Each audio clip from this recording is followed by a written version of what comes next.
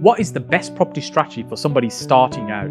Well, there's a number of different strategies people can follow depending on what they're trying to achieve, but also where they are in terms of starting point, how much time, money, experience they've got.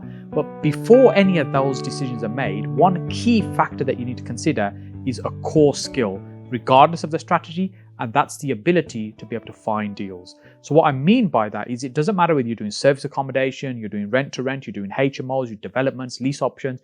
All of that will depend on your ability to be able to find deals, negotiate them, appraise them, secure them, get the deal done. It all starts with the ability to find those deals. The best deals you find are going to be from people that are motivated and keen to sell. So a motivated seller will generally be more flexible, either in the price of the property or the structure in how that deal's put together. So for example, it might be paying some of the money now, you're going to pay some of it later on. So that flexibility in the price or the terms of the deal means that that's how you're going to make your money. You've probably heard of the term, you make your money when you buy property, and that's what they mean. When you pick up those keys, you've already locked in some profit before you start whatever strategy is that you're going to run. For example, are you trying to achieve a cash flow each month, a high income, or you're trying to cash out? What that means is you're maybe developing and selling something and taking a profit, or it may even be that you're trying to build something for the long term, what we call an equity play, which means that you don't necessarily need the money today, but you're building up something that will be substantial